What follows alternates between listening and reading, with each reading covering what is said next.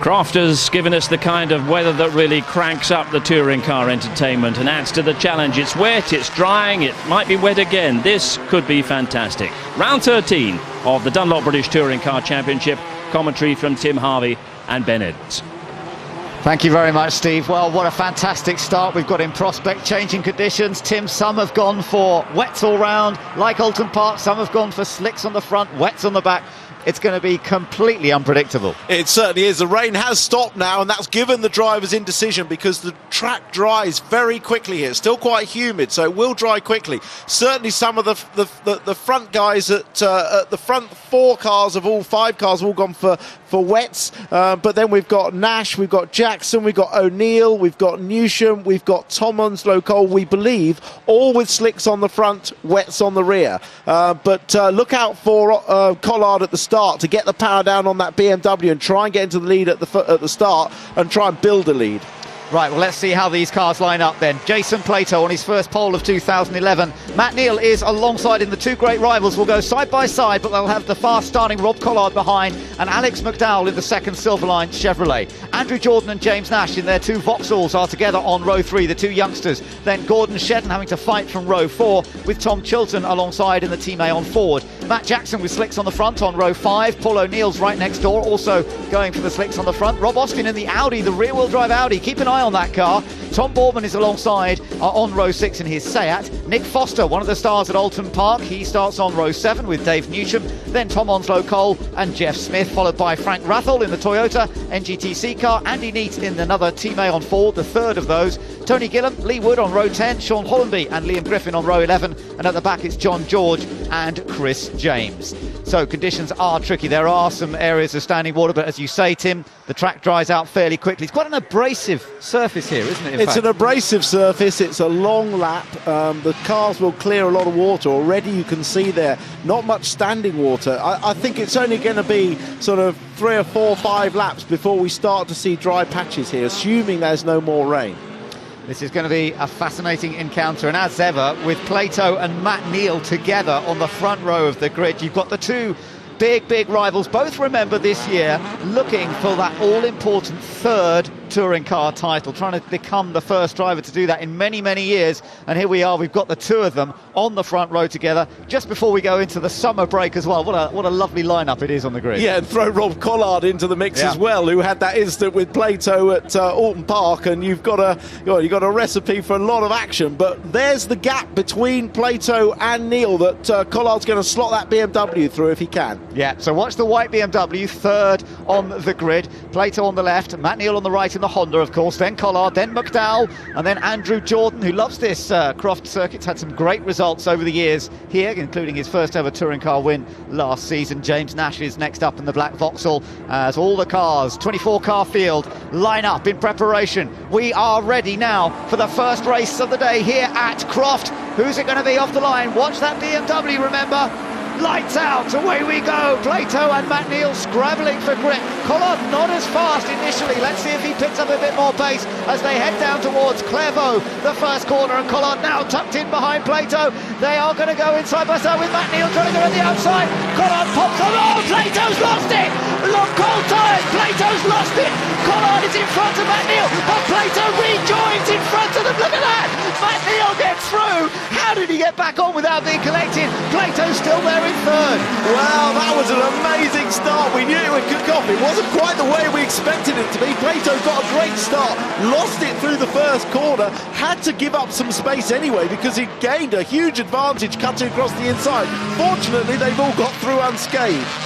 Those guys on slicks like Jackson there really struggling on these early laps. He's got to play it carefully and cautiously because the race will come back to him. Out in front is Matt Neal, Collard in second, Plato in third, Jordan is fourth, and Shedden started well. He's up to fifth already. He's on wet tyres, remember, so he's got to make the most of those wets in the early stages of this race. The rest of the field getting through, and so far so good despite that mishap from Jason Plato. Yeah, amazingly, but here we go again off the line. Too much wheel spin there from Collard. You then saw the tyres grip, and then it starts the launch, and he catches up behind the back of Plato, and he has no option but to stick it in there. He goes across the curb on the inside.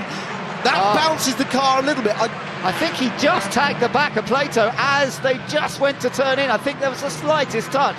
could well have been. I didn't see it, but you could well have been, in which case, apologies to Jason, it wasn't his fault, but he did ever so well to save it. You're not going to see whether there's any contact from this angle. You'll have to look at that other one again, but it just shows Plato getting a perfect front-wheel drive launch. Matt Neal the same, but he can't move over because Collard's there. Just watch as they come into the corner. Is there a little nudge? Just couldn't tell from that angle. No, it's very hard to tell. Well, let's get back to what's going on live. Matt Neal is the race leader at the moment, I can tell you, with Collard running in second place. There we are. Then it's Plato in third, and two of them have opened up a bit of a gap over Plato. Yeah, Plato's dropped back a long way. Shedden up the inside of Jordan. Yeah, that's Gordon Shedden getting the place, and he's got it, and he's held it past Andy Jordan up into fourth place. And Tom Chilton's going pretty well behind them, isn't he? McDowell struggling a little bit more in the second Chevy. Lovely drift there from Matt Neal, the race leader, as they come through the Jim Clark S's. We've got a couple of groups of cars now racing against one another, and Tom Chilton looking pretty feisty at the back of the group in the Team Aon Ford as Collard gets sideways. Yeah, we love that bit of sideways, don't we, for the rear-wheel drive cars? But Chilton obviously is on wets. All these cars are on wets because the guys on slicks are further back at the moment. This was the overtake from Gordon Shedden, Tim, down into Tower. Yeah, good late move, decisive move. There's more grip actually on the inside of the circuit than there is on the normal racing line. And Matt Neal's been caught a bit over the last half a lap by Collard. So Collard staying very much in touch here at the moment with the Honda that's leading. BMW in second, Chevrolet of Plato in third place. And then in fourth now, the other Honda of Gordon Shedden. Then the Vauxhall of Andrew Jordan just ahead of Tom Chilton, who's chasing him down. Now, where is Rob Austin in the Audi? He's in that next group, and it's Boardman who's next through the spray. McDowell, Rob Austin in the Audi going well. He's in ninth place. Nick Foster currently holding on to 10th. And then another, they have got through the hairpin. I see, there's a little bit of a banner on the front of Lee Wood's car. That's not going to help. No, at least it's off to one side though, so hopefully not blocking the engine inlet. He's getting most of the engine in there, so engine cooling air at least in there. So interesting, the first fastest, I think, of the Slickshot cars is Matt Jackson in 12th place, who's some 15 seconds behind the leader. That's the gap we've got to watch. Okay, and of course they would love a safety car, wouldn't they, the guys on slicks? Maybe a little bit later in the race, that would do them well. Yeah, well, that's the other issue, of course. If there is a safety car anywhere through this race, the advantage that the wet shot cars have at the front is all negated. Look at Shedden, look at Shedden. Oh, and Jordan in the background, very sideways. Oh, he did well to hold it, but it's opened the door for Chilton. Little nudge there, trying to take advantage. Jordan, well, he used all his rallycross abilities to hold that one, didn't he? Yeah, he held it, and he was very sensible not to go for the apex at sunning out the second corner, because it left just enough room for Chilton to show his nose, but not to really tap it. Also showed him how much grip there is on the outside of Sunny there, because he came out of the corner pretty well. Yeah, he did, and talking coming off the corner. Well, look at Collard putting the power down as his teammate Nick Foster spun it, I think, coming into the complex at the end. Oh, that's a shame for Foster, who's in the points in all three races last time out. But Collard, his teammate, is definitely, as you say, on the attack here of Matt Neal. Got just 0.2 of a second as they cross the line. Even less than that now. Let's see what's happened to the Audi. Oh, broken rear suspension. Yeah, you spotted that. The right rear wheel tracking at an impossible angle. So Rob's trying to nurse that car home, or is he going to park it? And that was going off at the left-hander before. We hit the ball as well. That was at the left-hander before the complex behind the pits. Firewall did a good job. Didn't look as though there's too much damage to the front of the BMW. So Matt Neal still leads. Collard second, Plato, Shedden. Then Jordan under attack from Chilton still, having saved that moment on the last lap. And then off is John George. Oh, and off goes the Marshal as well, by the look of it. The obligatory fall over by the Marshal, rushing to help, but he's there to help John George get out of the car, and hopefully he'll be fine. Matt Neal, or Shedden rather, running very wide there on the exit. Remember, the Hondas are running quite a lot of ballast, but I suppose that's not hurting them quite so much in these conditions. Plato was a touch wide there.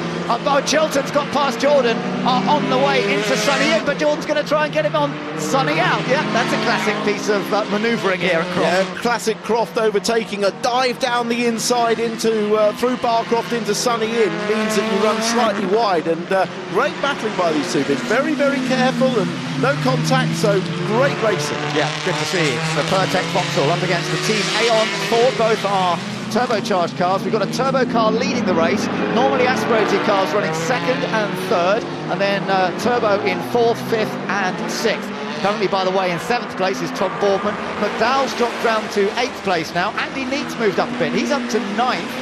We've got yellow flags down there, so somebody's been off down at Hawthorns, perhaps. We'll try and pick out who's off, but no problem for the race leader. There is Matt Neal, who still leads from Rob Collard in 2nd. Oh, and that Jackson sliding around. Yeah, that looked fair. It looked like it almost had a moment or had some contact, but no one else around him. Oh, that's right. He's still about 3 seconds off the pace with his slicks on the front of that car. Plato's just set fastest lap, interestingly, on that lap. He's sitting 3rd, is Plato, but he's in the 134s as opposed to Matt Jackson, 137. Yeah, there's still some difference, and Matt Jackson, look at the car weaving about, looks very unstable, doesn't it? That's weird, isn't it? Yeah, you wouldn't normally see and the that's car on the straight.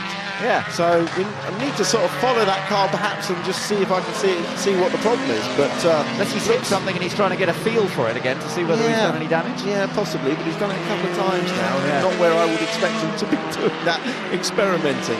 So Matt Neal is our race leader, past the packed banking here. Lovely to see so many people at Croft, and they were coming in from an early hour this morning. Some of them have been sitting on their deck chairs for about 3 or 4 hours before any track action has taken place. It's great enthusiasm in this part of the world. Yeah, great confusion as to what to put in your cool box, I think. You know, a long way to no decision on the weather. So do you have a thermos flask or do you have a cold beer? It's a difficult one. It is a tough call. But meanwhile, Matt Neal still leads this race. He's got a gap just, well, as you can see, it's about 0.4 of a second or less as they cross the line there.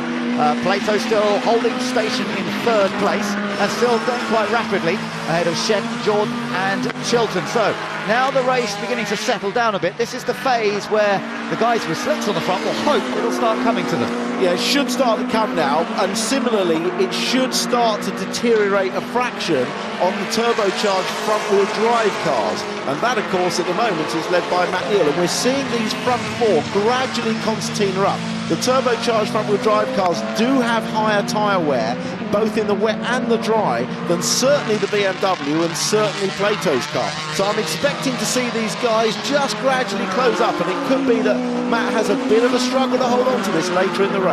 Must be a bit of deja vu for Rob Collard. Last year he was chasing Gordon Shen. Oh, Newsham has been off, cut the chicane out, and there's damage on the side of Jeff Smith's Vauxhall as well, isn't there? Yeah, maybe they had some contact coming through Hawthorns and into the chicane.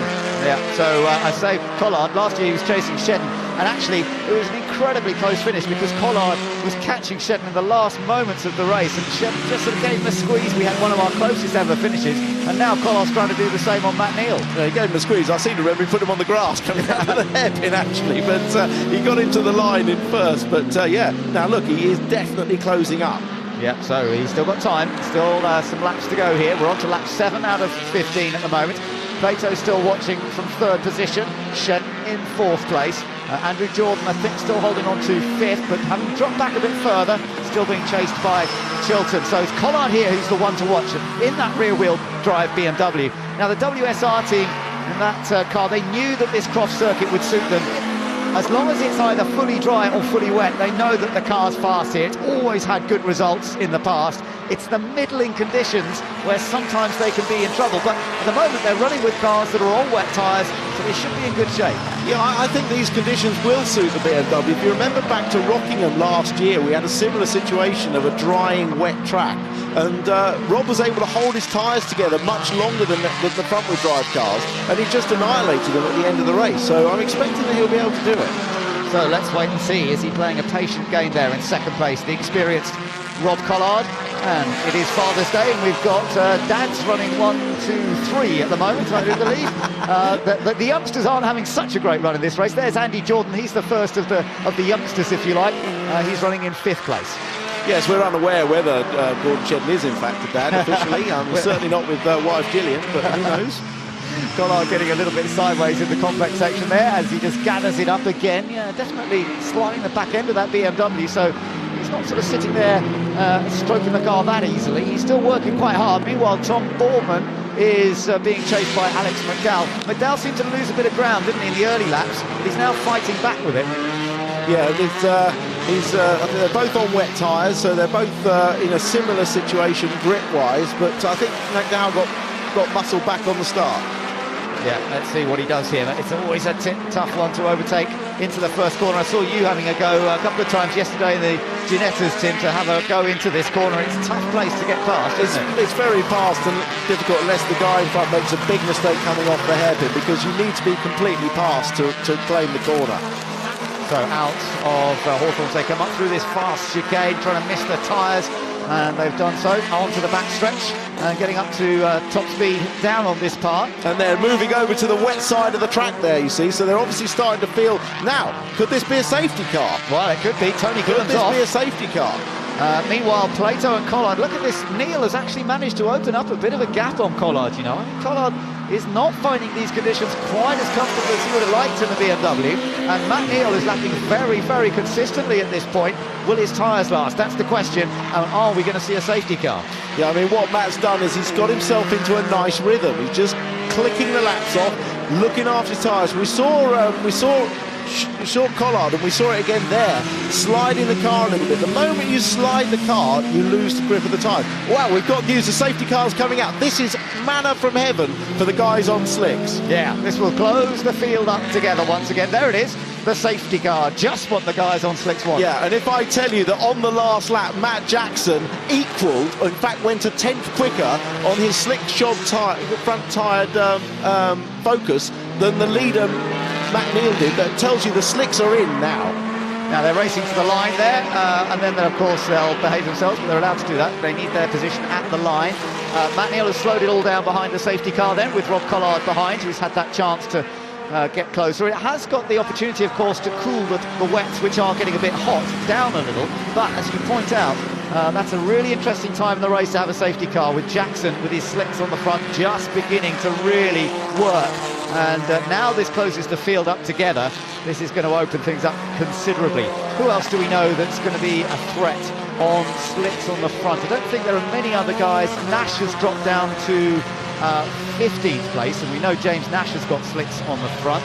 Who else do we know? Paul O'Neill, where's he? No, he's outside the... He's 16th. Oh, 16th, yeah, yes. They're 15th and 16th, Nash and O'Neill. And also Cole too, 17th. He's got slicks on the front as well, hasn't he? Yeah. So there are some guys there, but there's a lot of work to fight their way through. Yeah, the hard thing is passing as well. You know, on the slick tyres, you haven't got grip across the whole track, but it's only going to get better. Oh, it's a shame to see Tony Gillen out. He had a bit of a disappointing Alton, first time this year that he wasn't able to score any points, and obviously these conditions, or maybe there was contact with another car. I didn't see what happened, but he's clearly out of this race. Raced here in the Porsche Carrera Cup, first time out in a touring car on the Croft circuit, and they're obviously trying to get that car out of the way as quickly as possible, but it looks as though it's going to take another lap or so. Leaders coming around behind the safety car then. Let's just take another look at the start, Tim. This was on board with Frank Raffle in his Toyota. Yeah, a lot of wheel spin you can hear there, but he's got it rolling now. But of course, Onslow Cole is on slicks, Newsham is on slicks on the right-hand side, so he should sail past them. Bit hesitant into the first corner, and that allows Neat to go round the outside. In fact, very hesitant here down in first corner. Well, Neat didn't work out for Neat, did he? Went straight across the gravel. You can see just how busy it is at the back here, and now they're approaching the chicane 3 wide, and only one car goes through it. Oh, there was contact there with Smith. Somebody else hit the tyres on the left. Well, it did look like it was never going to fit 3 into 1. Well, we never saw all that originally because we were focused on the leaders, but obviously behind them that was all pretty exciting. Let's get a view as what it was like going into the first corner with Shedden, and that was McDowell on the left, and I think did he get a bit sideways here? Oh yeah, there was contact between Shedden and McDowell. McDowell, like Plato, a little bit further up, had to sort of cut the inside. He did, mirror image, and then we'll see if we can see what happens here. Oh, we missed it. So the safety car, at least one more lap, but it may well be in at the end of this lap. Hopefully they will have moved Tony Gillen's car. Still cloud overhead, but there's no rain falling at the moment. Or is this, no, I think it's pretty clear at the moment in terms of rain actually falling. So hopefully those guys on slicks will become major players in this race. Certainly it'll make the race exciting. Boardman, McDowell, Andy Neat's done well in this race. You know, although we saw that bit at the beginning, he started in 18th place. He's actually in 9th position now, Andy Neat. So he's gained a great deal, but of course he is now just in front of the guys who got slicks on the front, so he could come under some pretty big pressure. Yeah, you can see the guys on wet going around the outside of the track there to keep tyres cool. The guys on slicks taking the driest possible line and working the tyres the hardest. So the restart will be this next lap because the safety car lights are out, and Matt Neal will be hoping to hold on to his advantage over Rob Collard and Jason Plato. Gordon Shedden is in 4th place, remember, from Andrew Jordan, Tom Chilton, Tom Boardman and McDowell. But watch out for Matt Jackson in 10th place. He's in the Redstone Ford, the Airwaves Ford Focus there, you can see. And he has got slicks on the front, and his car is really beginning to work now with... what will they have? 5 laps to go. No, it'll be a bit more actually, because they'll add a couple of laps because the safeties car has been out, so you will get a chance. Here we go then, all set for the restart. Matt Neal guides them through the hairpin here at Croft, gets on the power, and his turbocharged Honda accelerates across the line. He's chased by Rob Collard in the BMW. Jason Plato, not a particularly quick restart from Plato. He's in 3rd place. Everybody line astern as they head down towards the first corner. Now we'll see whether the guys on slicks with their front tyres are going to be able to make some progress. McDowell goes through, followed by Andy Neate, and then the one we're watching there is Matt Jackson in the number 7 car. Yeah, watching is good. This is a good place for the front-wheel drive cars to use that grip through that through Hawthorne. Oh, it's closing speed of Boardman there on Chilton was huge. Yeah, he nearly ran into the back of the Ford, didn't he? Just managed to avoid it. Has been moved to the outside. Chilton going defensive down the inside. In the background, you can see Jackson trying to go past Andy Neate now. He's being cautious though. He's got to get those tyres back up to temperature. Yeah, he has, and again he's finding that just running off the line and he picks up more water and loses the grip, but it really is, he can do the lap time. We saw that of the leader when he's on a clear track online, but has he got enough? Oh, he's down the inside. Yeah, he got alongside there. I think Jackson may well have got the place. He's followed by... Oh, he's running it wide. He's so wide. Lost the place. He's going to lose another one to Frank Rathel, though, in the Toyota. Or is he? No, he does that well. Just stays in front. Yeah, good thing about that sunny out is you can get 2 cars together. That was nearly a repeat of what he did in qualifying and blew his best lap, but you can see he's clearly the man on the charge. Yeah, but he's got to find the space to be able to do it, hasn't he? Up towards the head, and they come. So Andy Neate in the blue and white Ford just ahead of him. Neate fend him off. Had a very good final race, did Andy at Alton Park, getting 6th place in the Ford. Now he's got to try and fend off another Ford. The Airways car of Matt Jackson looking for a way through. He's going to go to the inside, up ahead. Meanwhile, McDowell also on the move. Here comes Jackson. He's having a go at getting past Andy Neate. Has he done enough?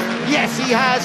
He had to sort of, he had to run into the gravel to do it, but he has stayed there. Well, that was brave because he had to go down the inside there at about 95 miles an hour and brake on the damp side. But now look at how he puts the power down coming through the corner.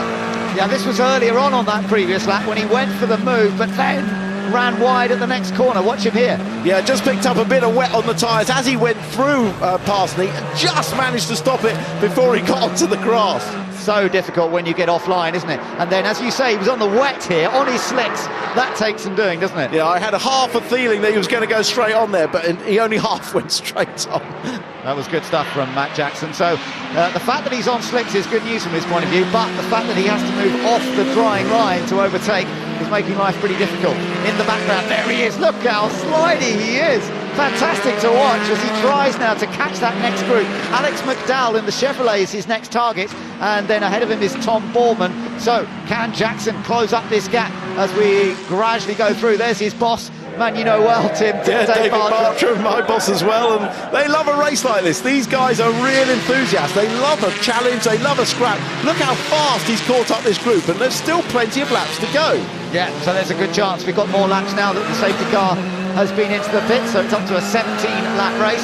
On board with Jackson now. Can he do what he did last time and go down the inside? McDowell is defending to the right, which is the sensible thing, but it's given Jackson the dry a bit of tarmac, so he's going to try and go around the outside of McDowell, but no, McDowell squeezes him out.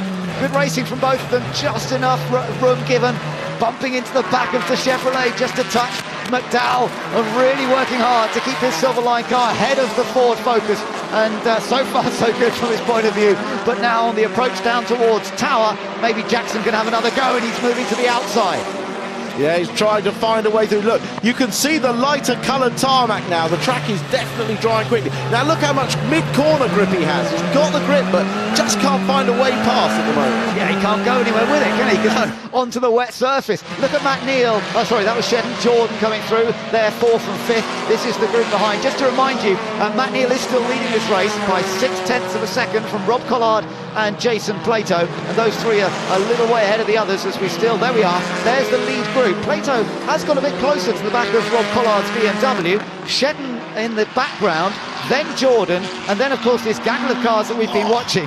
Big style. I love that shot. He just holds that at a lovely angle all the way around that left-hander. Yeah, really good stuff from Collard. A former oval racer in his younger years, so he knows a thing or two about car control, no worries there. And as I say, once again, he's in this position of chasing a Honda at Croft as he looks for victory. But can he do anything in the closing laps? Look in the background, Jackson has gained 1, maybe 2 places. He's got past McDowell, hasn't he? And now he's got past Boardman as well. Yeah, he's still flying. He's really good. Look how unstable the car is, though, because he's got these worn wet tyres on the rear and very hot grippy slicks on the front. It's making the car so unstable. Somebody went wide. I think it might have been McDowell, or was it Rattle? And up the inside, has he done it? Yes. That's got past Chilton, so he's up to 6th now. He's up to 6th. The other, let's just see if anybody else on slick's not doing anything. No, Nash is down in 12th. Onslow Cole is in 13th. This was a moment ago. This was up at the complex, and he's just driving rings round the Chevy, but of course he hasn't got anywhere to go with it. Right, yeah. So that was then he did manage to get all the way around the outside. Yeah. A little bit of rain just falling again, by the way, but I'm not sure it's enough to make too much difference. There you go. That was how he got past Chilton.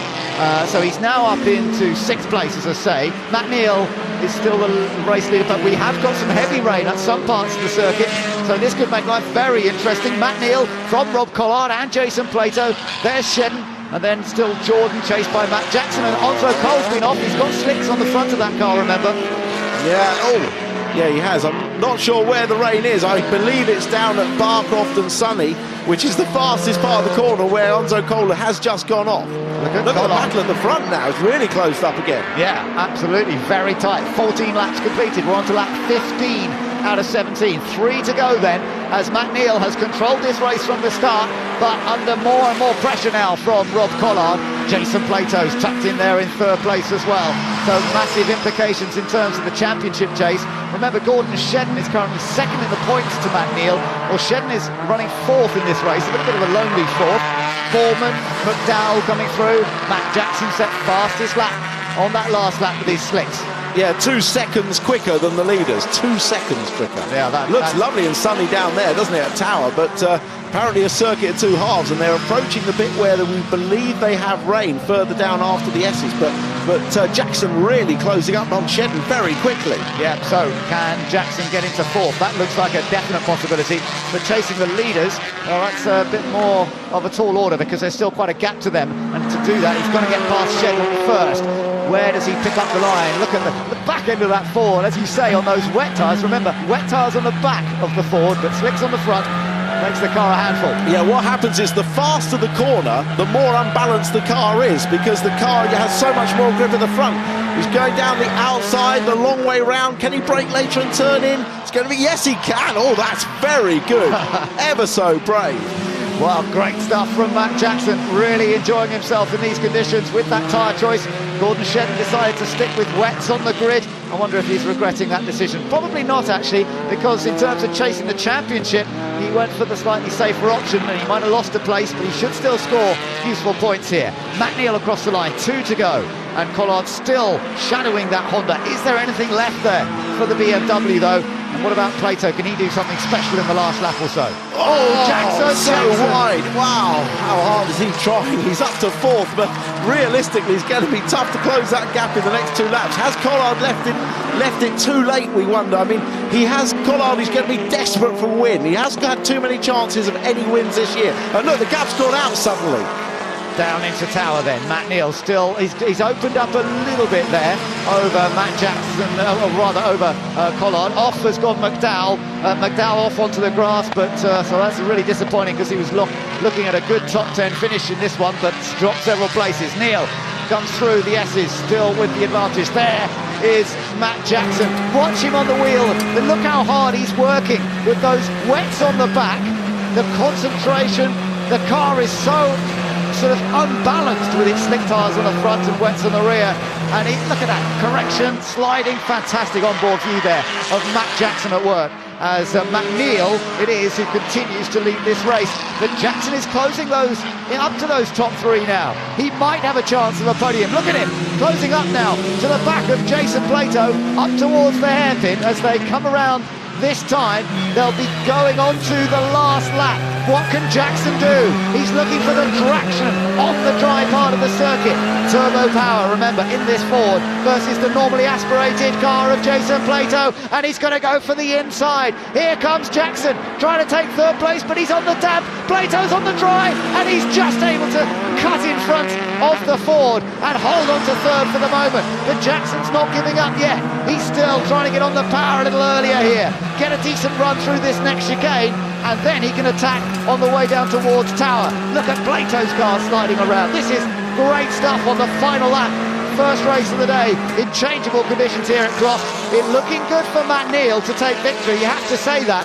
But what about third? Because Jackson is all over the rear bumper of that Silverline Chevrolet. He's got a chance here, he's up the inside.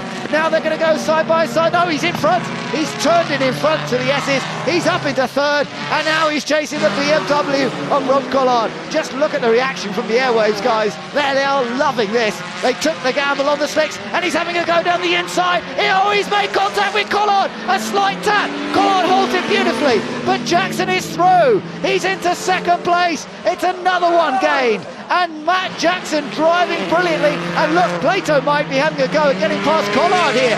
Collard and Plato were absolutely side by side. Oh, and they're just through the S's okay. Now they've still got the hairpin to cope with. But it's Matt Neal who is surely going to hold on. Is he? Because Jackson's going to be faster off the corner on his slicks. Can he do anything? It's just like last year. We've got to run to the flag. Who's it going to be? Matt Neal versus Matt Jackson. Oh, it's the Honda. It's Matt Neal who does it from Matt Jackson by 0.055. For the second year in succession, we have an amazingly close finish at Croft. And what a drive that was from Matt Jackson to take second. Collard third, Plato fourth, Shedden fifth, Jordan in. Oh, look at this, Jeff Smith and McDowell getting it together as they come out of the hairpin. But this is way down, that's for 15th place, I believe, 14th place in fact. On board with Matt Jackson. What a result! Fabulous drive from him. You know, he's done it in the past here when he chased down Colin Turkington in the wet. He is absolutely brilliant in the wet. A really stunning effort from Matt Jackson to finish in second position to Matt Neal, and he's loving it. We'll try and talk to him. Let's just give this a go. We're not sure if the system's working. Matt, this is Ben in the comm box. I don't know if you can hear me, mate, but that was incredible. Yeah, come on. Well, absolutely stunning stuff. I don't know where you heard us completely, but really, let's just try and get... Matt, just tell us, did you think that you were going to be able to do that? Mr. Bartram, I think I'm on. No, he's talking to his team now. He's talking to his team, so we'll come back to him. We'll get him in the pit lane in a moment and get his reaction. But let me just tell you, by the way, another crucial little fact, if you like, for Matt Neal as well, because Matt has taken his fourth win of the season, but he's done the big 4-0 in terms of British Touring Car victories. That is his 40th British Touring Car win, so congratulations to Matt Neal. And it's a father who comes home first today in the first race of the day. And what a race it was for the fans standing out there. As I say, they've been out there since early hour this morning to get their spots on the banking, and they were entertained mightily there because that was just wonderful. Safety car, from all our point of view, was perfectly timed. Poor old Tony Gillan went off and caused the safety car, but it really brought that race to life with that last lunge from Matt Jackson to get onto the podium, and he fully deserved his second place and so nearly victory. 0.055. I think last year the gap was 0.035. So two remarkably close finishes in 2 years here, and it was once again a Honda that did come out on top. So Matt Neal just bringing the car into the pit lane, followed by Matt Jackson, let's confirm the result then after a breathless finish. It was Matt Neal who took victory by 0.055 from Matt Jackson in second, and Rob Collard who held on to third despite the best efforts of Plato on the last lap. Shedden, a rather lonely fifth in the end. Andrew Jordan held on to sixth from Tom Chilton. They had a good dice throughout. James Nash on his slicks on the front came up to eighth just at the end there. Paul O'Neill also gaining some places. Tom Boorman though finished in 10th place. Outside the points, Onslow Cole and Rathel, Nick Foster and Alex McDowell with Jeff Smith, with Lee Wood, Sean Hollenby, Liam Griffin, Andy Neate and Dave Newsham. In terms of the championship then, let's see what's going on there. Well, Matt Neal went in as championship leader and he's still points leader, but Matt Jackson has got himself back up into second place, just 10 points behind. Shedden's been pushed from second back to third, but Plato's actually gained in position a little bit because he's now up into fourth ahead of James Nash and Andrew Jordan. Well, an absolutely fantastic first race here at Croft. Let's go and get some reaction. Round 14 of the Dunlop British Touring Car Championship. It'll be close, it'll be competitive, it'll be everything that round 13 was earlier today. And watching in eager anticipation, Tim Harvey and Ben Edwards. And the grid sees Matt Neal on pole position once again, but of course now he's carrying them ballast for winning the previous race. Matt Jackson alongside, then it's Rob Collard and Jason Plato on row 2, and Gordon Shedden and Andrew Jordan on the third row. Tom Chilton and James Nash together on row 4, followed by Paul O'Neill and Tom Boorman, then Tom Onslow Cole and Frank Rathel on row 6. Row 7, Nick Foster and Alex McDowell, then Jeff Smith and Lee Wood, Sean Hollenby and Liam Griffin are on row 9. And towards the back we've got Dave Newsham, Andy Neate who picked up a puncture in the earlier race, Tony Gillam, John George, Rob Austin in the Audi and Chris James. So there we are, cars already, Tim, making it around to the hairpin, so we're pretty short to the start of this race, and it looks like everybody is on slick tyres. Yeah, everybody on slicks, just a few little drops of rain, nothing serious, but of course that could change at any time, and as we saw just coming round there, that last part of the complex, a few damp patches, but everybody definitely on slicks at the moment. Matt Jackson, we saw a quick view. There's Frank Rathel in the Toyota, the NGTC Toyota, and Tom Onslow Cole as well. He's got a bit of work to do because he's coming from further down. He's on row number 6. So Matt Jackson on the right as you look at it, but on the left there is Matt Neal on pole with 45 kilos of ballast on board, but he had maximum ballast in that first race as championship leader, so he knows how to deal with the extra weight. But Matt Jackson came so close to beating him on the line. Now, can he beat him over another race distance here at Croft? Engine revs begin to rise, and let's get into some more action around the North Yorkshire circuit. Away we go, and it's a good start from the BMW of Collard from third this time. Everybody else looking for position, but it's Matt Neal that leads. Collard's got into second, so he's got past Matt Jackson in the BMW, and he welds himself. No, he doesn't. Matt Jackson's got alongside him. Oh, Jackson's having to take the shortcut and rejoins in third. Well, Jackson was alongside, but at that first chicane, and they're still alongside. Shedden's got through. Yeah, Shedden took... Oh, Shedden! Slide! Big sideways moment, and he comes back across in front of Jackson. Wow! Well, he actually pulled across deliberately to the right to block Jackson. Oh, we've got Nash stranded in the middle of the road. Oh dear, that's not good news for the man who led the championship earlier on, and indeed mid-race meeting at Alton through Tower Corner. That looks reasonably clean, doesn't it? But up front it's Matt Neal from Rob Collard. Matt Jackson, where's Plato? Plato's dropped a couple of places, but he's still there. Teammate Alex McDowell in the pack. The Golf of Sean Hollenby had a good start there. At the back you saw Rob Austin in the Audi, so beginning to settle down, and Matt Neal once again has taken advantage in the Honda.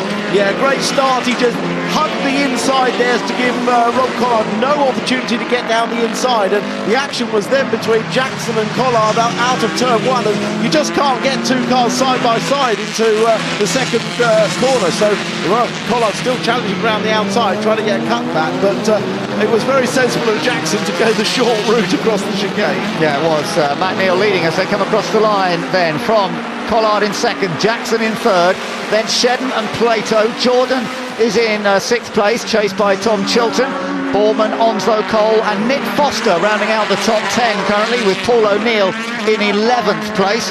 And Matt Neal really under pressure here from Rob Collard, the BMW. We know how much they love this circuit with the BMW, the rear-wheel drive car, normally aspirated of course, up against the front-wheel drive turbocharged Honda.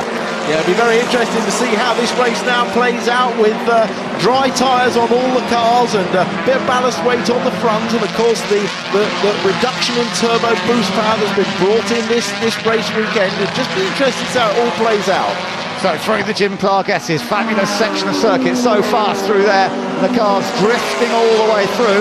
Paul O'Neill going through in 11th, McDowell in 12th, on board with Frank Raffle, trying to get past Nick Foster. Oh, and Newsham's gone right round the outside. What a move from Newsham, and now Raffle dives up the inside. I'm assuming that Foster had a moment at the first part of the Jim Clark S's because, well, Newsham just had so much more speed, didn't he? What a great move. Yeah, to be on board as he swept past. Oh, puncher there. Is that Collard? No, it's Foster. Yeah, you're right. Yeah. So whatever happened to him that ended up him being passed, maybe, I don't know if that was the beginning of it.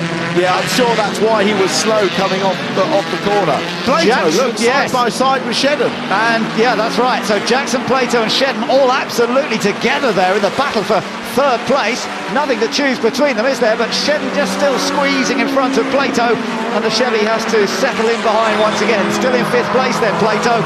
Can he find a way through? Remember, he had pole position in the dry yesterday, Plato, by just over 3/10 from the Hondas when they were carrying their ballast. Yeah, look at the front of Shedden's car, covered in mud. It looks more like a rallycross car. They do have rallycross here, so he obviously knows that circuit as well. Look at the state of it. I think that's from somebody cutting across the inside of the track in front of him. It looks a right mess. It does, but hopefully it won't slow him down at all. Behind them is Andrew Jordan, Tom Chilton and Tom Boardman. They're all pretty close to one another. Top two come through. A little clip of the barrier on the inside there from Collard, but no further damage. Meanwhile, next little group come through. Onslow, Cole, O'Neill and McDowell. Take another look at this. Wow, Newsham on the outside. Well, amazing. That was brave, because in fact he had his left-hand wheels on the damp part of the track. Oh, that was Nash spinning. Oh, it didn't hit anything, I don't think. I think he was just having trouble restarting the car. Yeah, that's right. So here we are, the battle for 3rd, 4th and 5th, and the other group. Now O'Neill there, I think he's just got past Onslow Cole. Yes, he has. So Paul O'Neill up to 9th place with his Chevy. He's got ahead of the Ford.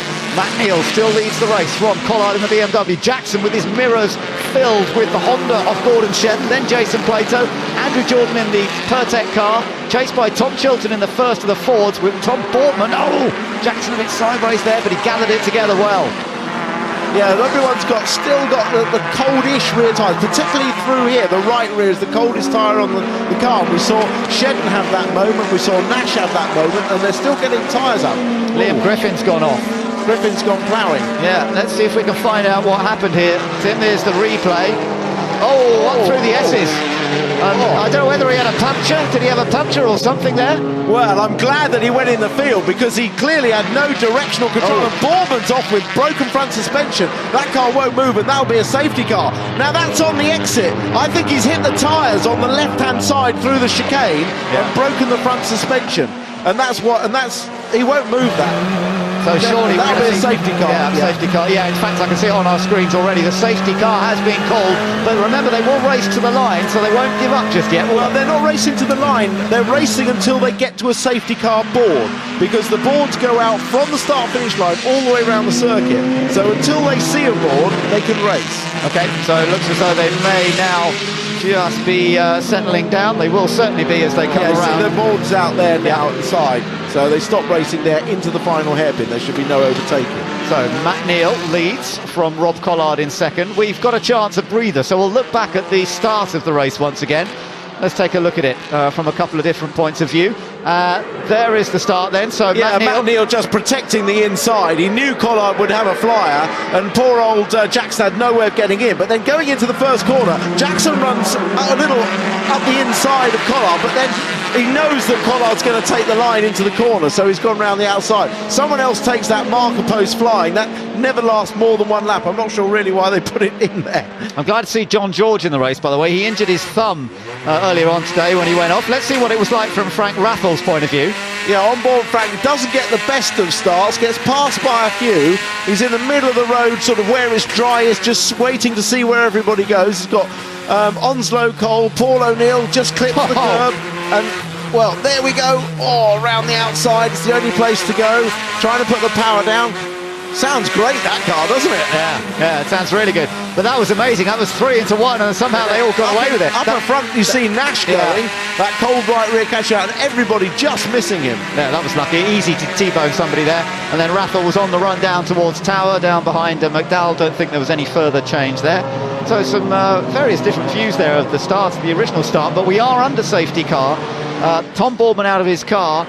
We think he's clipped the tyres on the left at the chicane, but we haven't actually seen what caused it, so can't really say for sure. And that car's got to be moved out of the way, and it's full lift by the look of it. Well, it happened to me yesterday in the Ginetta race, so it happens to the best of us, Tom. Don't hurt yourself too bad, beat yourself up. But that's the end of it, and you can see the right front is damaged and the front wing is damaged, the front bumper. So I'm sure he's clipped those tyres, and it's an instant breakage there. Yeah, it's just ripped the front suspension, as you say. It is a classic thing here at Croft Circuit. So.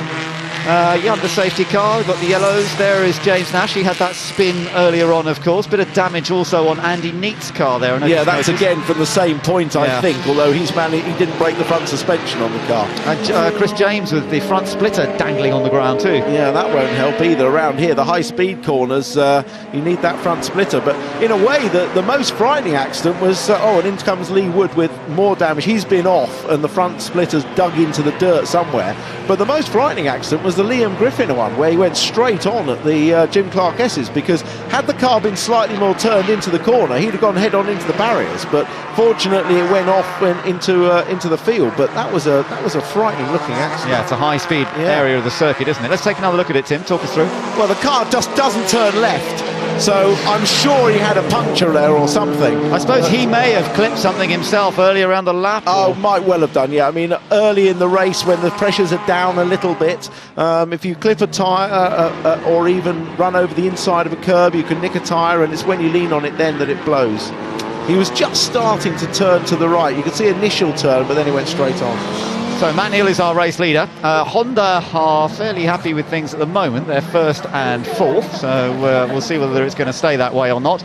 But of course, Collard's still sitting in a solid second place in his BMW. Matt Jackson, who was such a star of the first race when he went for a different tyre choice, he's still sitting in third place. Plato's in fifth, remember. Jordan is in sixth. Tom Chilton in seventh. So let's see if we can have a quick word with one of the drivers out there. It's Frank Rathel, who we saw the start of the race from a moment ago. Let's have a quick word.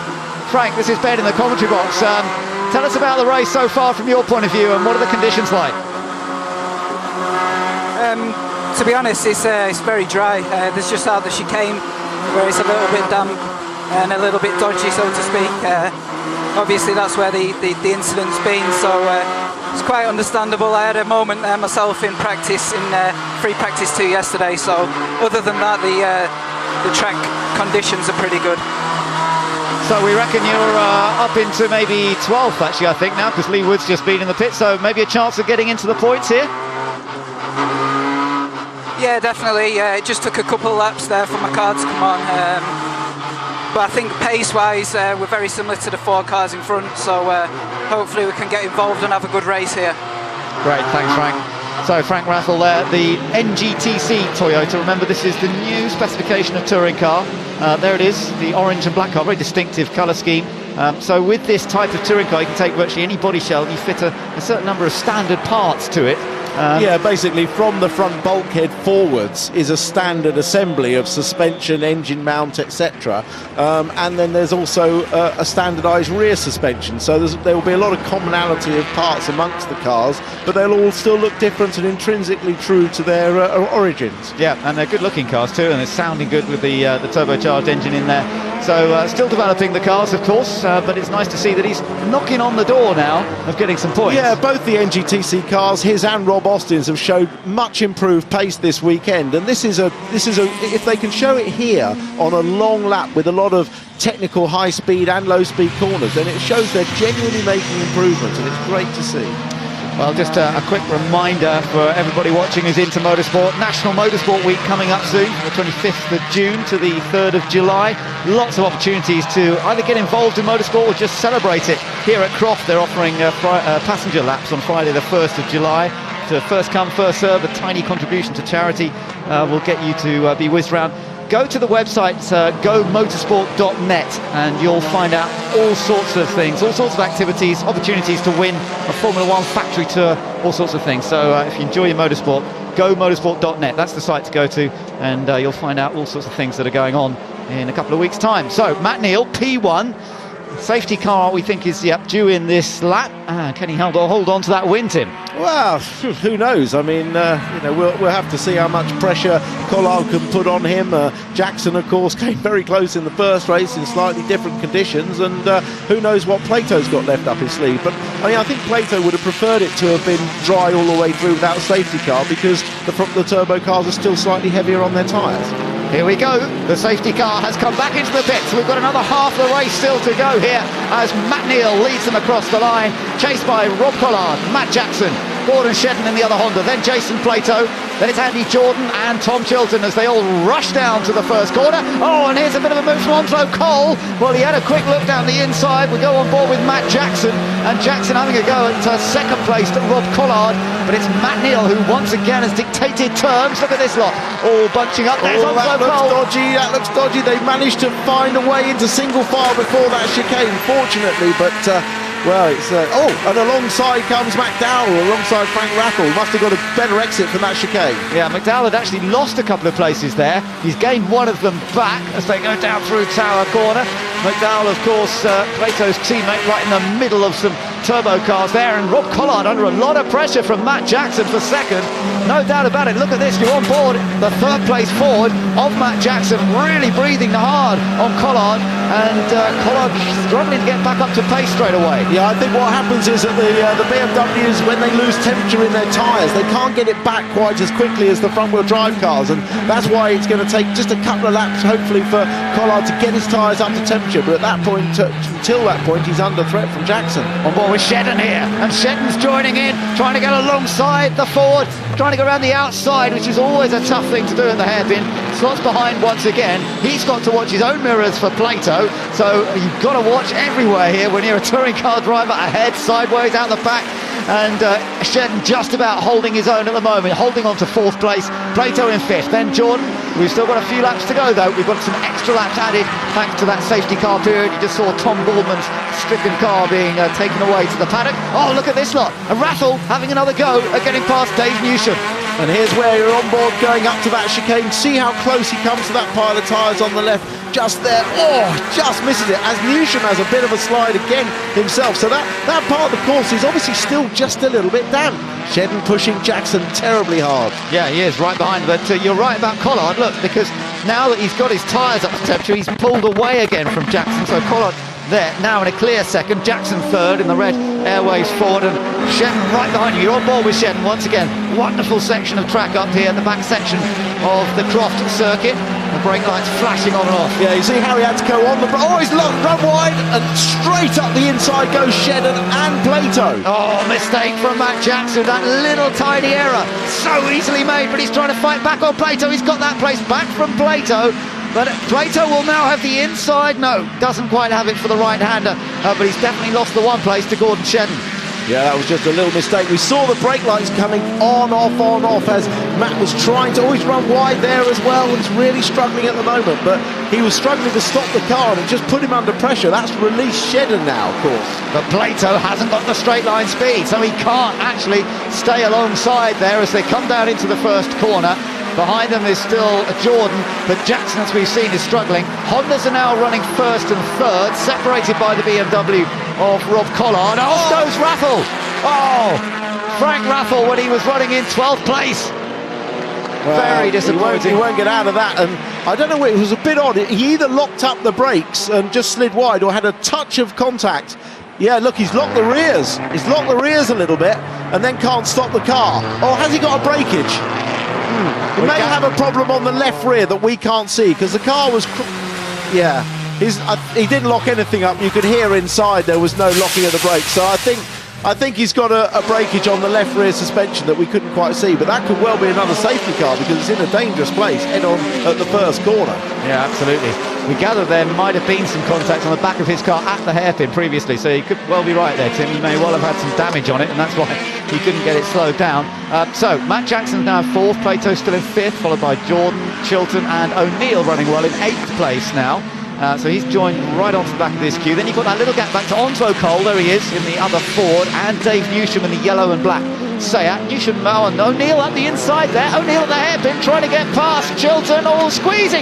Down goes O'Neill! Oh, what a shame! Looked as though the move had been made and they just made slight contact on the exit. Yeah, just had a little bit of contact with the sticking out wheels and it flicked him right. I think, in fairness, Paul was probably just trying to ease the other car onto the grass a fraction to make him lose traction, but it didn't quite work. So back with this little lot. Tom Chilton has survived that, but there's a little bit of smoke from his car. I wonder if there's any damage to it. He's got his own teammate Tom Onslow Cole next on the road, who's got his own mirrors full of Dave Newsham, the Clio champion from last year, who started this season in a BMW but has switched now to this front-wheel drive Seat. Only the 2nd event that he's run this car, but he's right in the mix, doing well and really enjoying himself here. Yeah, well-proven car, of course, and trying to get up the inside here. Oh, this could be interesting into the Jim Clark S. He's not quite alongside, though, so he'd have to tuck into line. But, I mean, that's a good car, and the weight distribution with the turbocharged petrol engine they've now got in is actually very... Is that Plato slowing down? Plato slowed down. Plato in big trouble. What's happened to him? He's lost valuable points here in terms of the championship chase. Jason Plato slows down here in the mid part of the race at Croft, and for whatever reason the 5th place car limping now. He's trying to keep out of everybody's way. That is not what we expected at all. No obvious punctures or damage, so I'm suspecting a broken drive shaft or something like that. So very strange, the very reliable Chevrolet Cruze up to this point, but something has gone seriously wrong. Meanwhile, Onslow Cole still trying to fend off Newsham up ahead of them. Jordan now up to 5th, of course, with Plato dropping down. Chilton is now in 6th. 7th is the battle you're watching behind between Onslow Cole, Newsham, McDowell and Andy Neate. So you've got the other Team Aon car in there as well. Newsham just saved that. He got a bit sideways. In the background you've got Jeff Smith, James Nash still going as well. Yeah, I was talking about Newsham's car, the weight distribution, very similar to when they ran the turbo diesel engine in that car, which of course was very successful. So good settings for that car, already known. Yeah, and Newsham making the most of it, on board with Tom Onslow Cole. Only his first outing in the Ford this year, remember. He's been in the Golf and he's not quick there and he's run wide. Surely Newsham's got him this time. Yeah, Newsham has got past. Plato's stopped in front of our commentary position in the pit lane. What are they doing? Don't know, not a lot. Well, I should think they'll have the 2 front wheels off, and interestingly, Jason sort of doesn't appear to be getting out the car that quickly. Meanwhile, Onslow Cole under pressure from McDowell, and Onslow Cole's run wide. McDowell's right through. He's taken the inside line, and he'll be under pressure from his own teammate now, Andy Neate. And just getting a wheel out wide there can be disastrous. And look, Andy trying to get past his teammate now. Has he done it? Yes, he has. Yeah, good effort, and that's with a smashed up front on Andy Neate's car as well. So, well, it's exciting to have 3 of the Aon Fords out there, isn't it? And they're finding each other to battle with. Yeah, all in the top 10 at the moment, which is they will be well pleased about. It's all about scoring points, of course. But Matt Neal still leads this race at the moment from Collard and Shedden. Jackson, there's Plato's car now. They've taken the wheels off. They haven't. Yeah, they're looking at... I'm sure it's a drive shaft. You're right, yeah. Yeah, I've just heard that it's either a drive shaft or CV joint, they're saying, so good guesswork there, Tim. I've done enough, broken enough in my time in front-wheel drive cars to know. So. Oh, great shame. They ain't going to get him back out then, are they? It's not the sort of thing you can change in a moment or two. No, I can see Plato getting out of his car now. So end of race for the reigning champion, and it's his big rival, of course, Matt Neal, who is leading this race, looking to make it 2 out of 2 here today.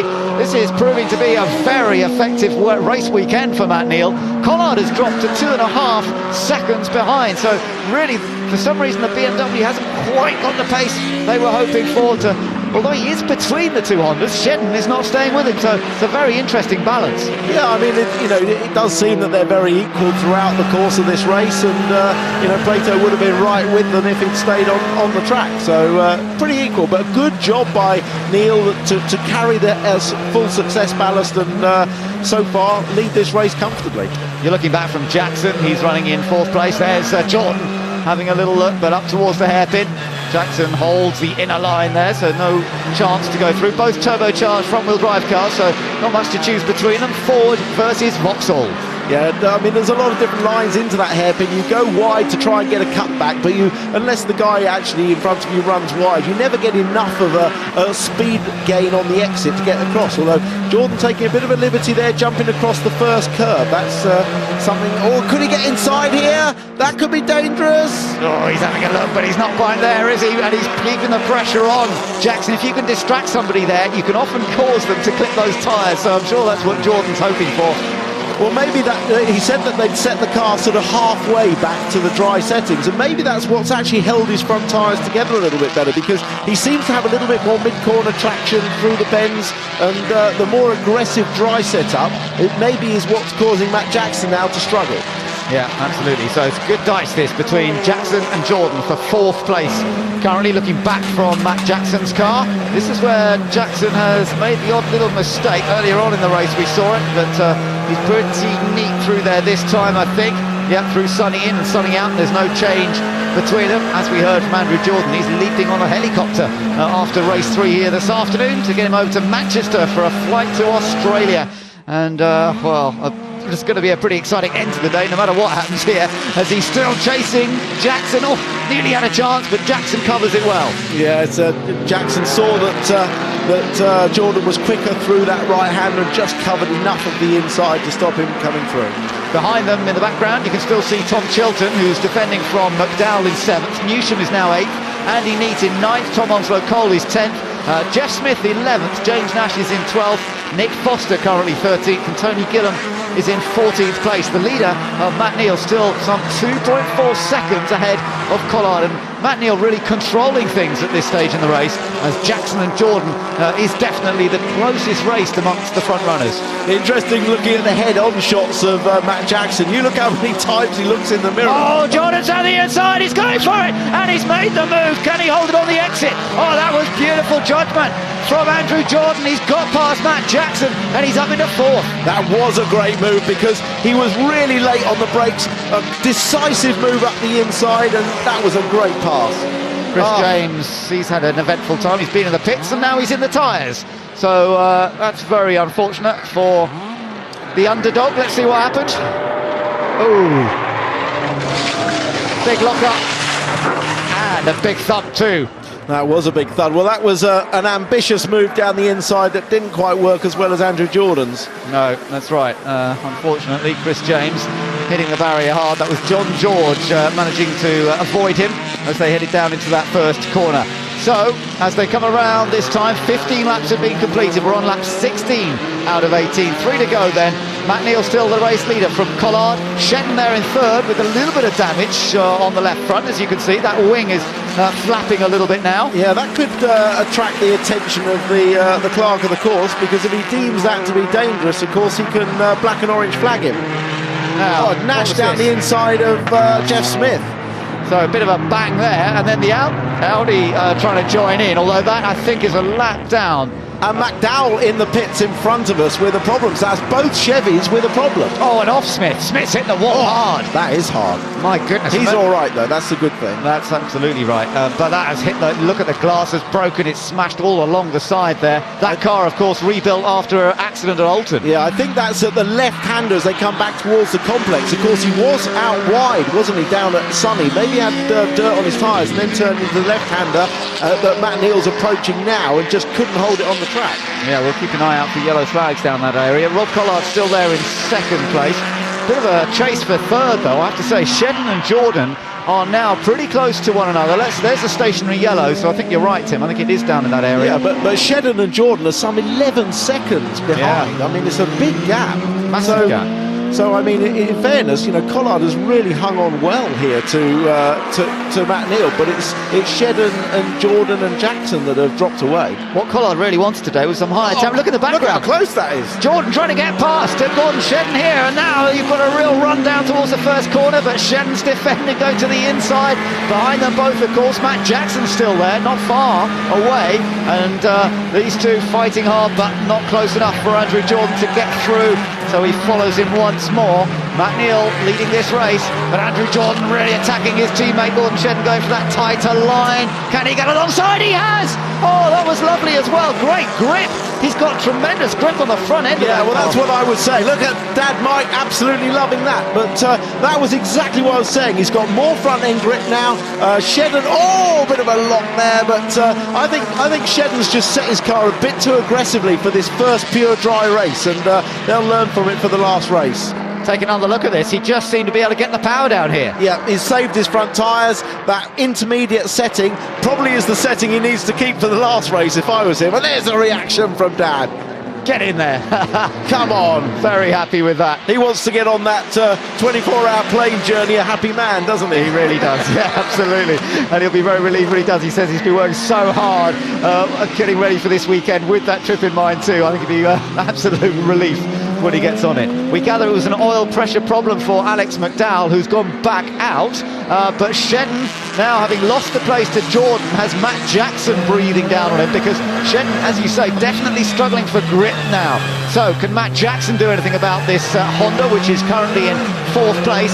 Andy Jordan has got up to 3rd, remember, so it's now Matt Neal leading, Collard in 2nd, Jordan in 3rd, Shedden closely followed by Jackson, then Chilton, then Dave Newsham heading for a great result here, and he'll be well pleased with that. And Nick Foster also another good result from the BMW driver, because he's running in 8th and he needs his 9th, and Tom Onslow-Cole's in 10th. Yeah, and in fairness, I mean, Chilton and Newsham and Foster, all not that far behind either, so good performance by them. I'm not sure Jackson's got the grip to do the same thing to Jordan, to Shedden that Jordan did. This is the last lap anyway, so here we go though. Having said that, Jackson right on the back of Shedden as they come out of Tower on the approach to Jim Clark Esses. You can still see that Honda's got good grunt though. Oh, it has, yeah, absolutely. But Matt Neal's the Honda that's leading this race, and it looks as though it is going to be double victory here for Matt Neal and for Honda. What an important time in the championship to stamp your authority before the mid-season break, the summer break. He's going to come through the hairpin. He has taken total control of the race, and indeed, in terms of the championship, you can also say he's taken control to a certain extent, as Matt Neal wins race 2. It's 2 out of 2 for Matt here today. Rob Collard finishes a fine 2nd, but look at this, Chilton right behind Jackson, meanwhile behind Nick Foster up the inside of Dave Newsham, so he's gained that place, Foster, at the last corner. Jordan comes through in 3rd, Shedden's going to finish in 4th, 5th is Jackson, 6th is going to be Chilton, and Foster, and Newsham slowed down a little bit just at the end, so Foster gets 7th and Newsham gets 8th. Andy Neate finishes in 9th place, Tom Onslow-Cole in 10th, and there's James Nash just outside the points in 11th. Yeah, great result for Matt Neal, really drove well with full ballast. Collard goes 3rd in the first race, 2nd in the second race. What can he do in the 3rd? But 2 podiums for Rob puts him back at the front and where he should be, so great news there. Well, that's a key victory for Matt Neal, and remember what happened at Alton Park, height of embarrassment, taking your teammate off when the team was heading for a 1-2. You have to say, mentally, it doesn't seem to have worried him. He's come here to Croft and he has been in superb form. Yeah, I mean, I was asked about that, and I think the damage was very short-lived. The truth is that he knows he's got a good car. He knows he can continue to deliver for Honda and Team Dynamics. That was a momentary aberration, shall we say, on his part. And as I said, it won't really be a problem unless he fails to win this championship by those required points. But at the moment, he's had a great result here. And with Plato failing to score any points there because of a drive shaft problem, again, it's given him a huge boost in the championship, not only taking the win, but beating his great rival by a good number of points. Of course, Jackson, who's going well in the championship now, he scored reasonably well for 5th place, but he just couldn't quite show the turn of pace that he had in race 1. No, but as I said, this was the first pure dry race they've had, so now they'll refine their setups, decide how aggressive they could be. Clearly Matt Neal had a good one, Shedden not quite so good one, and we'll see some improved performance in race 3 if it's dry. If it's dry, that's the question. Who knows what's going to happen. And once again, the fans here at Croft giving a hearty round of applause to the drivers who put on a good show once more. Fantastic racing here today, and let's just take a little bit of a look at the result. So Matt Neal takes victory from Rob Collard in 2nd place, Andrew Jordan are fighting 3rd, Gordon Shedden surviving to 4th, and Matt Jackson having to settle for 5th. Tom Chilton finished 6th. A good effort from Nick Foster, grabbing 7th out of the final hairpin, pushing Dave Newsham back to 8th. Andy Neate was 9th, and Tom Onslow Cole was 10th, so all 3 Team Aon cars in the top 10. James Nash finished 11th, Tony Gillam in 12th. Sean Hollenby pleased with the Golf getting into 13th, ahead of John George, Lee Wood, then McDowell, Jeff Smith, who crashed out as we saw, Chris James, Rob Austin, and of course Jason Plato.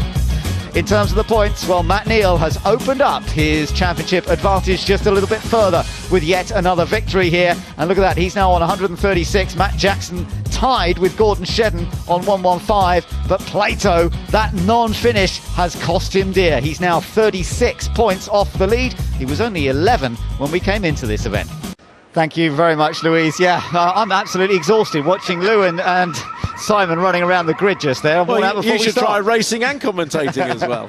Well, we are on for a real treat. We've had a fabulous day already, Tim, with some fantastic racing, as we can always expect in British touring cars. And by the way, thank you to all the fans. We're still building up the fan base. More and more people are watching touring cars on ITV4. Thank you for joining us. And what are we on for this afternoon then? Well, we've got the reverse grid race now. The top 7 from last race reversed, but still carrying the ballast. As Matt Neal said, it's going to be difficult. He's got to try and stay out of trouble and still get points and go forwards, but who knows what can happen in this race. It's traditionally the one where we get the most amount of incidents. Remarkably, it's not a wet race. We haven't had a pure wet race all day, which, bearing in mind the forecast, is incredible. But I think there's an opportunity here, definitely for an Andrew Jordan maybe, or Gordon Shedden now, or Matt Jackson to actually get a win out of this race. So it's all to play for as we go into the final race of the day here at Croft, and the final race for 6 weeks, because they've got the big summer gap coming up, so they'll all want to stamp their mark on this one. Let's take a look at that grid then and see how they line up. It's Nick Foster, the businessman, who lines up on pole position, still in his first year of British touring cars, and alongside Tom Chilton, who's never won a race here at Croft. Matt Jackson, who's also never won, but he's had a couple of fighting seconds, as we've seen already today. Gordon Shedden lines up on that second row, and then it's Andrew Jordan and Rob Collard, both capable of getting onto the top step. Matt Neal and Dave Newsham on row 4, then Andy Neate and Tom Onslow Cole on the 5th row, followed by James Nash and Tony Gillam, the 2 888 teammates. Sean Hollenby and John George, Golf and Chevrolet on row 7. Lee Wood and Alex McDowell are together on row number 8. Then Jeff Smith in his repaired Pertec car. Chris James, we spoke to him earlier. Rob Austin and Jason Plato are on row 10. Paul O'Neill and Frank Raffle are on row 11. Then Tom Bourman and Liam Griffin are on row number 12. So that's how they line up on this event. There you are on board with Tom Onslow Cole as he focuses on getting a little bit of heat into the tyres in the Ford Focus. Let's see if we can grab a quick word with Tom. Tom, this is Ben in the commentary box. I hope you're enjoying your return to Team Aon. How are you feeling about this one? Yeah, no, feeling good. We made a few more changes to the car, and I've had a lot more time in the car now, having a dry race too. So no, feeling good. We're 10th, but we've obviously got some quick guys in front of us. So if we can go forward, I'll be happy. Okay, thanks, Tom. We'll see how he progresses, and that's good to see the fans are still hanging on here for the final race of the day. The Croft fans are there. We've got a young fan. So a little Lewis or a junior Jensen, whichever way it is, it's great to see some supporters, young and old, here today. Yeah, he looks very comfy, doesn't he? He's probably had some ice cream, and well, check out the wildlife there. And don't eat it, son. No, good boy. Yeah, he's really thinking about this one. Who's going to win this race? I wonder. Now he said, should I have put a bet on? I would have bet 4 rusks on Matt Jackson winning. Very good, very good. Well, we'll have to see if Matt does it and whether he wins that. So round they come to the latter part of the lap. It is Nick Foster then starting on pole position in the BMW.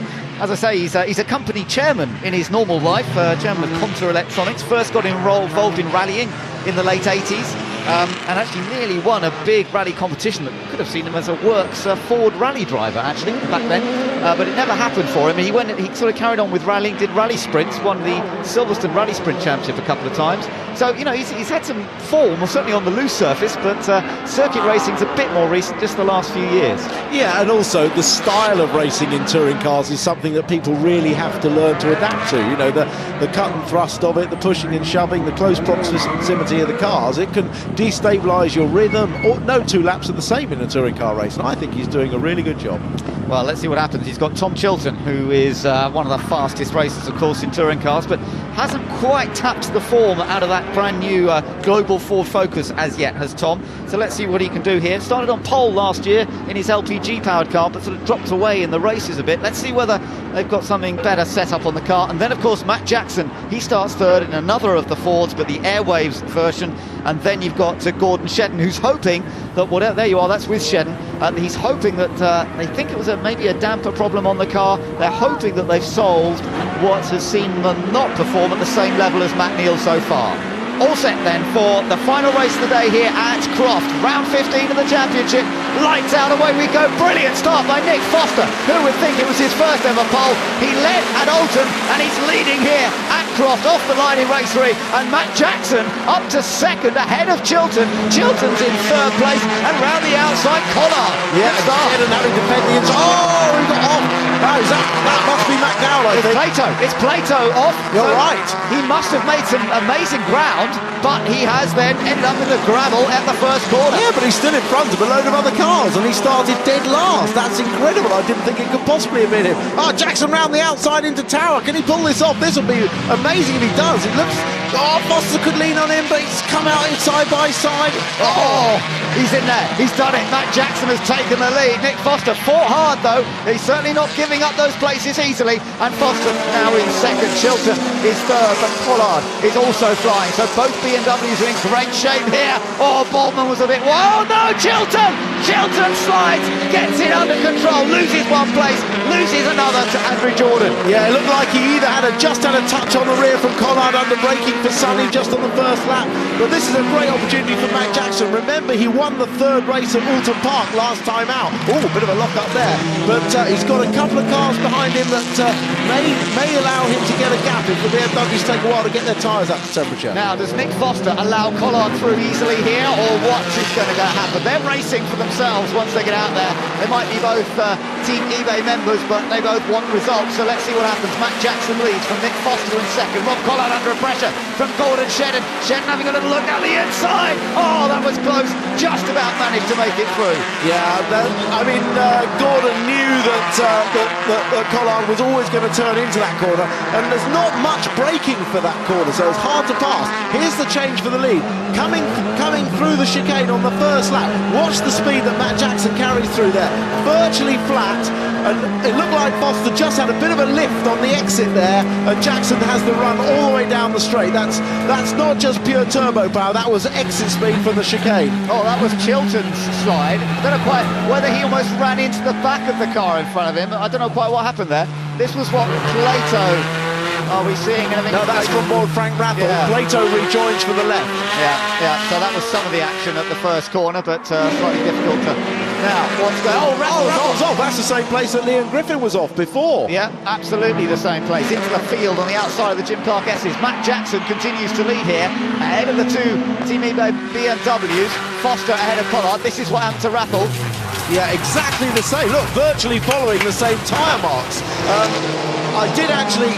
Is there damage on the right front? Yeah, there is. Yeah. I did ask Liam Griffin what happened, and he clipped the tyres on the left-hand part of the Jim Clark Essage and broke the front steering, and that's why the car went straight on.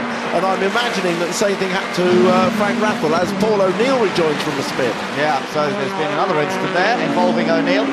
He was, by the way, behind Plato. He's still obviously further behind Plato, who is now 16th place, Jason Plato, after that wild ride on the first lap.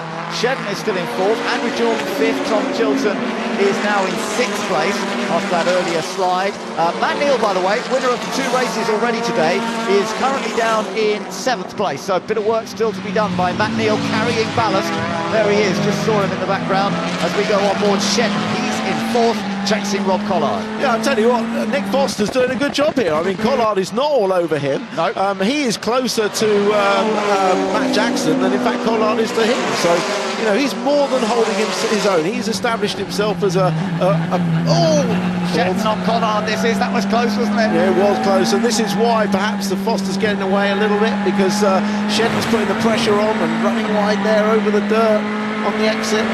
Certainly looks like Shedden's car. Oh, Onslow Cole in trouble. There's been and off. Whether there's been contact, I don't know, but he's dropped back behind Newsham now. Let's see whether there was a touch with Nash, hard to tell. He had to gather it together. Nash had the on, then there was definitely a big slide from Onzo Cole. Yeah, I mean, Nash was up the inside between the two right-handers there, and Onzo Cole could, as we've seen before, given a bit of room there and gone round side by side and held the position. Not sure why the wipers went on there for Matt Jackson. That must have been a mistaken flick of the switch, although his wipers are in the vertical position. Maybe he was trying to put them back down again.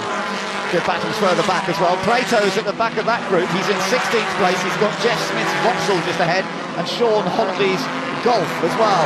So it's taking him a bit of time to work his way through the field here as he tries now to close right up to the back. Meanwhile, the two BMWs side by side. That's Collard on the outside, Foster on the inside, and Shedden trying to take full advantage of this. And Shedden might be able to go through. You're riding with Shedden, and Collard only just cuts in front of him.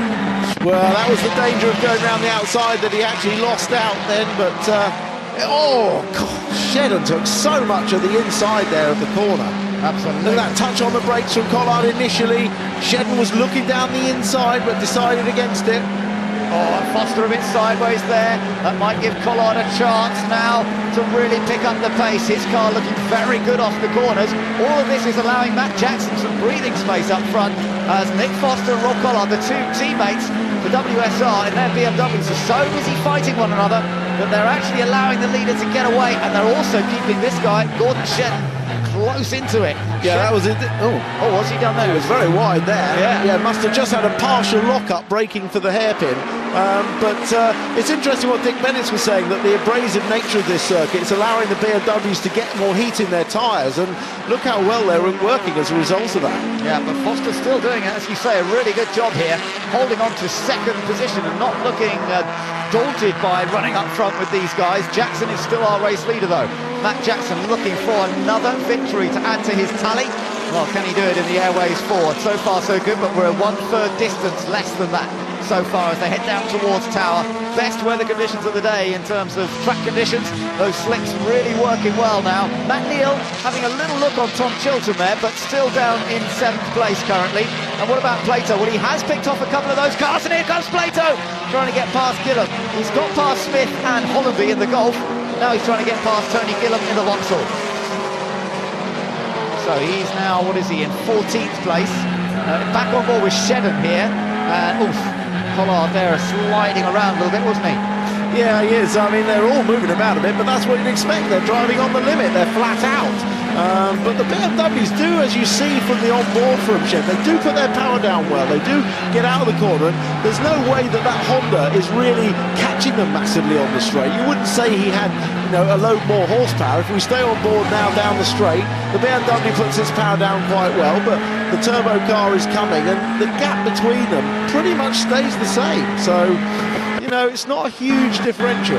No, that's right. And as they come down into the braking point, the gap does look pretty similar. So Jackson leads. There he is, under control at the moment. The man who finished second in the first race of the day here by a tiny margin as he chased down for the win. There's Jordan and Chilton coming through. Matt Neal is in 7th place still. There's Sean Hollanby in the Golf. He's in 16th place. Jeff Smith 17th. And I think he just got back past him. Plato, Gillum shortcutting the chicane there, but Plato already had the move done. And Gillum stays in front. Well, I think he would have to give that place up because he definitely gained an advantage there. Yeah, he should definitely let him through because he went straight on. But I tell you what, Matt Jackson's not getting away from the BMWs. They're still very close. Matt Neal's trying to sort of keep his power to Drysfield later in the race, but he's under a lot of pressure now from James Nash. Yeah, Nash just really catching up to the back of the championship leader. Back on board with Gordon Shedden then.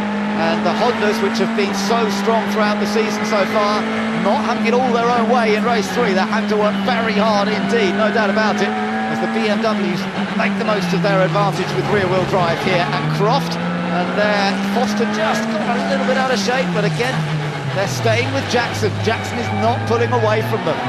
No, they're not. In fact, they're catching him. Rob Collard had the fastest lap on lap 5.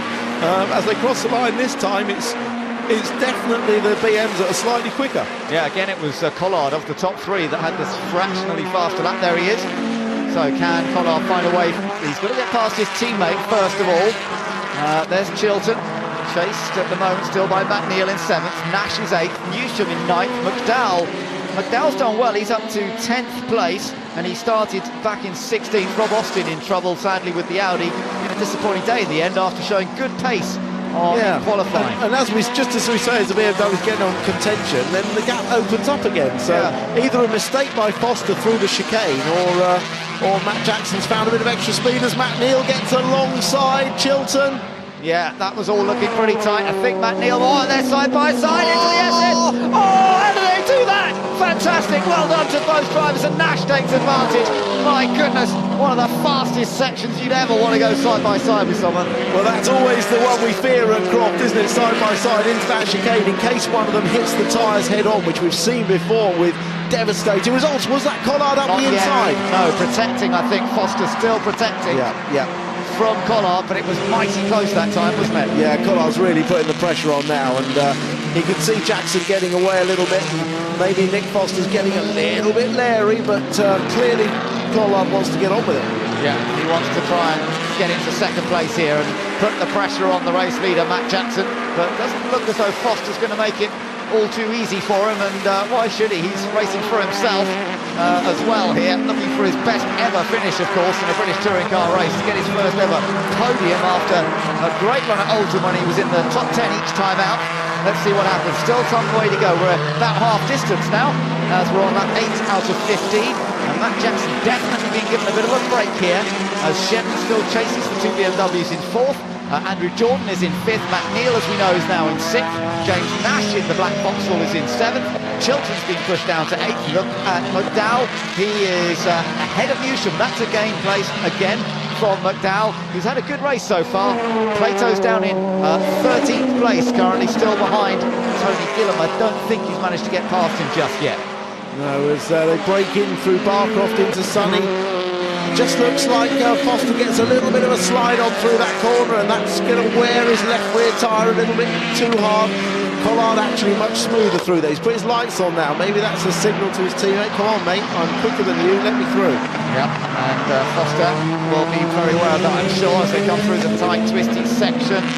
Foster just controlling the car, though, and not really leaving a big gap to invite Collard through. There again, you see how he slides the back of the car a bit more than Collard, who's just that touch smoother on the throttle, but it hasn't made a big difference. There's still a good car length or so between them. I wonder what the team's thinking right now. Yeah, it must have been a scrappy lap from Foster the lap before, because he dropped some time, but this lap he's matched Jackson exactly to the same 10th of a second.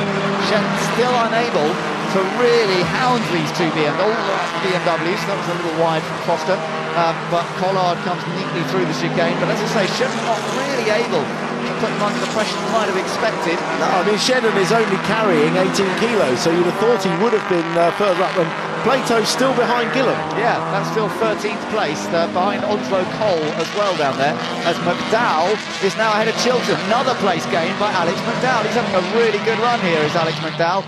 It's brought him up into 8th position, so well done to him, and Plato also trying to follow through, but Foster's made a bit of a break there in 2nd on this lap. Collard's nowhere near close enough to attack, though he does close up a little bit, naturally under braking for Sunny in. Sunny out though, and Foster accelerates away again. Yeah, well, you know, fair play to Foster. I mean, he should be thinking as a racing driver, I can win this. Here's Plato on Gillam, very close into the back of the Vauxhall. Now, what's he going to do here? How can he find a little bit of an edge? Does he go for the move into the left-hander, the first part of the S's? It's a risky manoeuvre. He stays in behind for the moment. Onslow Cole's at the front of this queue. So it might have to be a dive up the inside into one of these tight corners. Oh, 3 abreast. That's interesting. Not seen that one into the hairpin very often. No. He's still not able to convert it. Gillam's trying to get past Onslow Cole as they come across the line once again, back in front of Plato. So he's busy attacking Onslow Cole, but also defending from Jason Plato. Plato still can't quite get there on terms and has to follow in through the first corner. Yeah, certainly good for Tony Gillam, isn't it? He's racing the defending champion and racing him hard. Oh, up the inside, this is the one, if you can pull it off, but there could be... Just held it. Just held it. And that was good that Jason just backed out of that, because if he kept his foot in and turned Tony round there, it could have been very dangerous. Yeah, that could have been a big accident, so they settle it down back into Tower Corner. Onslow Cole, Gillam and Plato. This is 11th, 12th and 13th. They're some way behind the final point scoring position, which is Dave Newsom in 10th, the yellow and black Seat. That's quite some way ahead of them, so Plato needs to get past quickly here, running out of laps. Meanwhile, Foster still in second in car number 18, still chased by his teammate Rob Collard. Collard still hasn't found a way past, and Foster driving beautifully. You'd never think he was in his first season of British touring cars, his first race in a touring car here at Croft. Looks as though he's been doing it for some years, doesn't he? Yeah, absolutely, really good drive, and to see the lap times as they come across now, and well, Jackson is a little bit slower, and in fact, Foster 0.3 of a second quicker there. I really think that he could win this if he really put his mind to it. I'll tell you what, behind them, Shedden's coming under a big bit of attack now from Jordan. Shedden's really dropped back, hasn't he, over the last lap or so?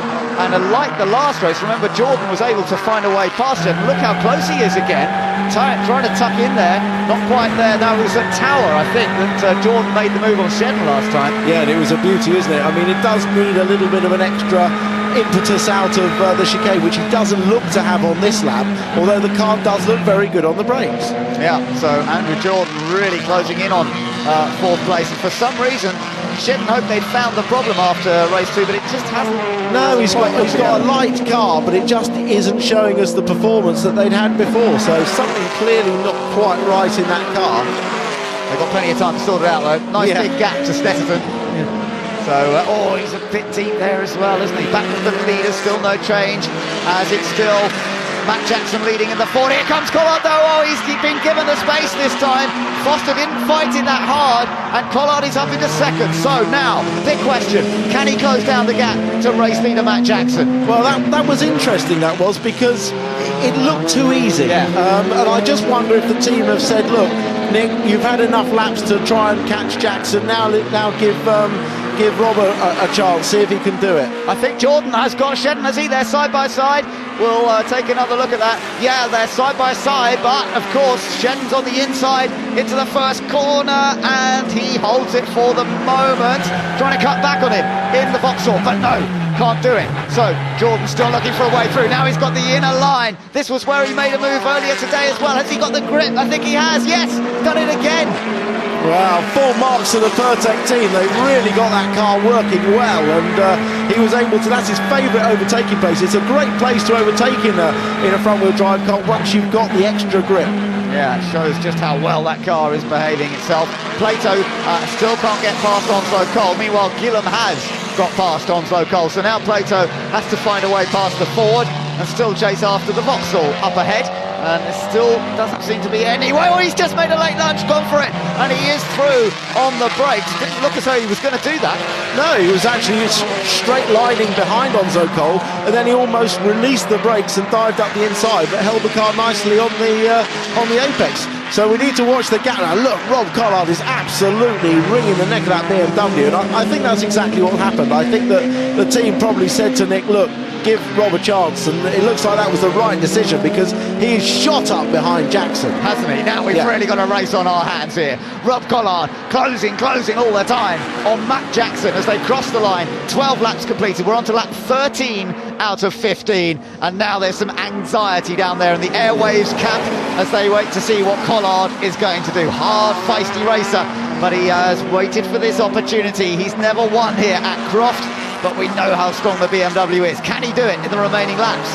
Well, I mean, obviously Collard used to drive for Motorbase, so he's well known in the team, and they know that given a sniff of victory, nobody tries harder than Rob Collard, and he's a dangerous man to have in a fast car behind you with only a few laps to go and the race win on the cards. Now look at this lot. Jordan's got in front of Shedden, who's now ahead of his teammate Matt Neal, James Nash and Alex McDowell, and McDowell's made as much progress as anybody here today in the Chevrolet, so he's now gone onto the back of that queue, and his tyres should be working well. This is the time in the race where the turbo front-wheel drive cars could be struggling a bit.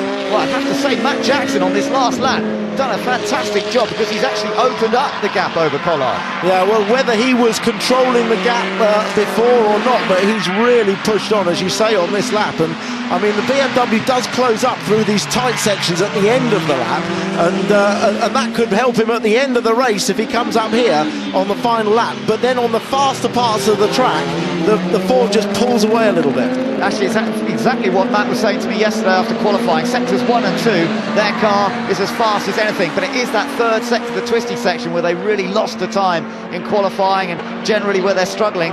So he's got to build up the lead on the first part of the lap and try and protect it on the second part. Yeah, because halfway around that last lap, it looked like he had a huge lead, didn't it? Yeah. But it didn't. In fact, definitely Collard is closer this time. Bit of dirt down there. I wonder if they both managed to get through there okay. Somebody has had a bit of a wild ride, laid some dirt, but they've got themselves through there okay. I think might have been Gillum apparently who laid down some dirt. But anyway, quick into Tower Corner. Matt Jackson fast up the backstretch there. That Mount Tune Ford engine is certainly delivering the horsepower, so he's not under any threat as they head in towards Tower.